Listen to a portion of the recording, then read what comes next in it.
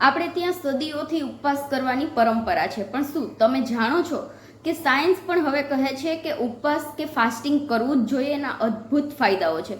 તો આજે આપણે સંપૂર્ણ સાયન્ટિફિક રીતે ઉપવાસ છે એ કે ફાસ્ટિંગ છે એ આપણને કેમ ફાયદાકારક છે એ આપણે સમજીશું કે ફાસ્ટિંગ કે ઉપવાસ આપણા માટે કેમ વરદાન સમાન છે.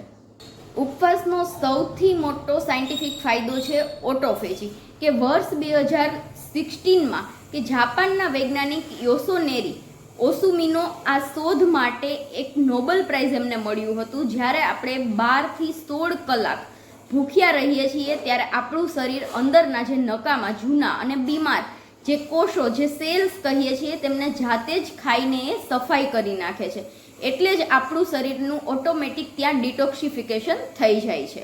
જ્યારે આપણે સતત ખાઈએ છીએ કે ડેઈલી આપણે ભોજન લઈએ જ છીએ, ફાસ્ટિંગ નથી કરતા, ત્યારે શરીરમાં જે ઇન્સ્યુલિન છે એ વધેલું રહે છે અને ફેટ કે ચરબી જે આપણા શરીરને ઉપયોગી નથી એ એઝ એ ફેટમાં જમા થાય છે. પણ ઉપવાસ કરવાથી જે ઇન્સ્યુલિનનું સ્તર છે ઊંચું ગયું હોય એ ઝડપથી નીચે આવે છે. પરિણામે જે શરીર છે એ એનર્જી મેળવવા માટે શું કરશે તો કે જે જમા થયેલી ચરબી છે એમને ઓગાળીને એનર્જી મેળવશે. તો આનાથી જે તમારું વજન છે એ પણ ખૂબ જ ઝડપથી કંટ્રોલમાં આવશે અને કુદરતી રીતે આ રીતે વજન પણ ઘટી શકે છે. હવે એમના પછી બીજું સાયન્સ એ કહે છે કે ઉપવાસ કરવાથી જે મગજમાં BDNF, હવે BDNF શું છે તો કે બ્રેઇન ડિરાઇવ્ડ ન્યુરોટ્રોફિક ફેક્ટર, આ નામનું પ્રોટીન છે એ વધે છે ફાસ્ટિંગથી. હવે આ પ્રોટીનમાં નવા ન્યુરોન્સ બનાવવાનું કામ છે. હવે આ પ્રોટીન્સ જ્યારે નવા ન્યુરોન્સ બનાવશે એમનાથી જે તમારી યાદશક્તિ કે જે મેમરી પાવર છે એ પણ બહુ જ સારો વધે છે. અને સેકન્ડ છે અલ્ઝાઇમર, સાંભળ્યું હશે કે ભૂલી જવાની બીમારી. આ બીમારીથી પણ આપણું જે જોખમ છે કે આ બીમારી થવાનું જોખમ છે એ પણ ઘટે છે.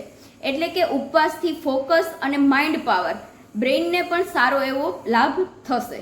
હવે એમના પછી છે કે શરીરમાં ઘણી વખત લાંબા સમય સુધી રહેતો સોજો કે ક્રોનિક ઇન્ફ્લામેશન કોઈ પણ ઓર્ગનમાં હોય, એમનાથી કેન્સર છે, હાર્ટ છે કે હૃદયની બીમારીનું કારણ બહુ બને છે.